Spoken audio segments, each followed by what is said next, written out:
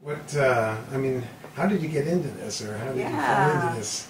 Well, 3 years ago, in 2011, I was diagnosed with breast cancer and referred over to Dr. Kaufman, and that's where I met you the first time, and it was determined that the best option for me was to have a mastectomy, and it was difficult for me to get my head around that, and I didn't tell people because I was embarrassed by that, so I just said I was going to have breast surgery, and I made arrangements to have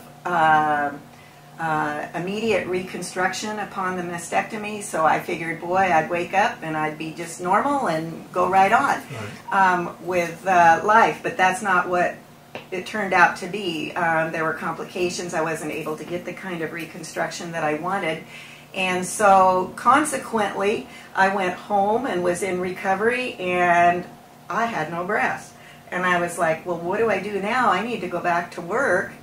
And so I called a local cancer support center, and I said, how do I get a prosthetic? What do I need to do? Because I hadn't planned like I should have ahead for this alternative. And I still remember ringing in my ears the nurse saying, oh honey, you're not going to want to put anything on that scar for 6 weeks. Oh my gosh.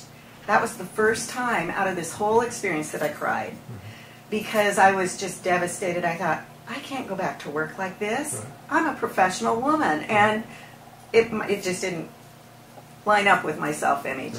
And so I did. I cried over that. And then shortly after, I had an appointment here with you, and I was sitting in the waiting room, and I picked up a brochure similar to this one about camisoles that have pockets in them that you can get a prosthetic and put them in. And I was sitting in the waiting room, or not in the waiting room, in the exam room, right here where I am, this exact chair, and I was looking at this, and you said to me, I didn't bring it up, you said to me, most women aren't really happy with this as a solution. And I said, but I got to do something, what am I going to do? And you said, do you knit? And I thought, yeah, I do. And you said, well, I don't have one to give you, but I have a link, I have a picture and a link to where you can get the pattern if you want to knit something that would work.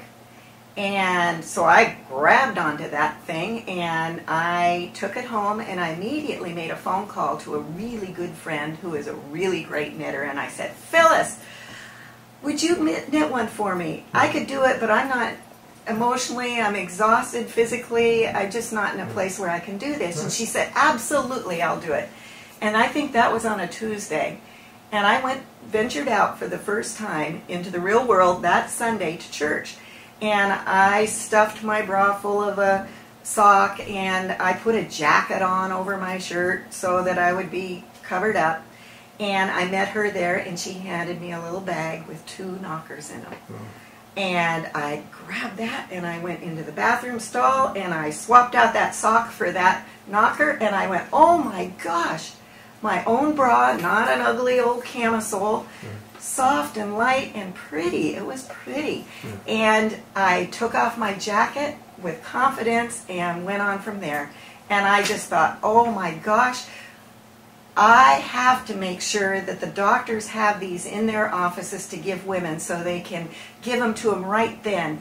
And so I knew I was in a unique position to network knitters and yarn shops and the doctors together, because I was in the beginning of my journey. I had joined a knitting group about a year before that met once a week for a couple of hours. And so I knew these ladies would just embrace this. And I was visiting you for a year pretty regularly, and the plastic surgeon that I was going through reconstruction with. And so, boy, I just got right on it, and this is the product. Right. That's right. Knitted knockers. That's right. And you know, we make them in all sizes and all shapes, and the beauty of it is they are soft, they're light, Right. they do the job. You can wear it with your prettiest bra. You can wear bright colors, you can wear pale colors, you can do whatever your personality is. I mean, we've got all kinds of fun things. Look at this crazy guy. You know, you get to choose what you want, and they're free.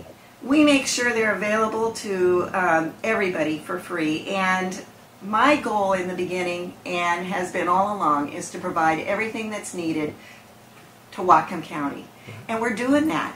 But we can always use more knitters. We can always use more.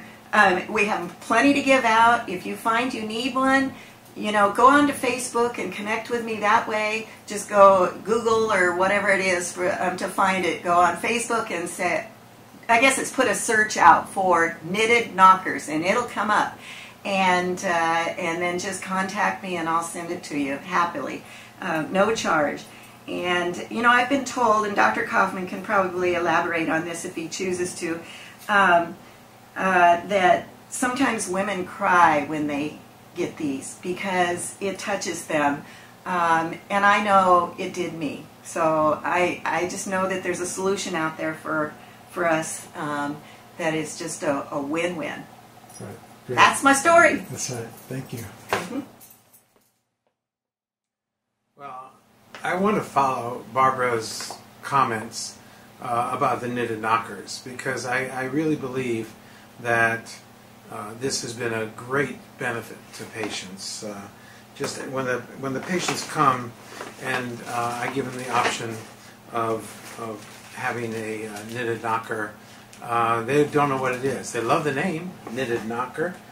They love the name, but they don't really know what it is. They have a their look is a little bit questionable and a little bit what are you talking about? And they just kind of are blank, open but blank, until I come in with these things. And I try to pick some that might be applicable to the patient's personality. Some people are very traditional and might want to have something like this, and other patients are you can't really tell. You're surprised, and then they may pick this one, or one that is something like this. I don't know if you can see it, but they're in plastic, but they're colorful, and sometimes they'll have one color in the front and a different color in the back. They're adjustable, and the best thing about them is that they're personal. They're individual patients. Will look at them, they'll say, oh, I get it, and they touch it and they feel it and say, oh, it's nice and soft, and they can take out the fill on the inside to make it smaller just so it fits them. It's triangular, and you wouldn't think that triangular is the shape of the breast, but actually it is. It fits really well. It has its own nipple, but not too much of a nipple so that it projects through their clothes. Once they get the right size, they can tighten it up on the back side. So that it keeps that same amount in there, and it's washable. They can take the fill out and wash the outside. But I think it's just I haven't had any patient return one. I have had lots of patients take them because they're very thankful. They're thankful because they're just right. They're thankful because they're free. They're thankful because they know they have some sisterhood with the person that makes these. And they feel connected in a way to other women who've had this. They feel thankful for the people that knit these, women who are just volunteering, who are in knitting clubs, who might knit these things and make sure that all the doctors have them. My associate here, who also cares for patients with breast care, for breast cancer, uses these all the time. They can be used either as a permanent or a temporary breast prosthesis. And prosthesis is a long word. Knitted knocker, that flows really well. So I'm just pleased. I'm very excited that Barb is doing this, that she took it on. The person who used to do this originally was from back east, and she got burnt out. She was just making so many of them. But Barb has the energy and she has the permission from that person back east to continue to use the name, and it's a great idea. So I'm very pleased to be part of her project, and she has helped me care for my patients. So thank you. We'll see you.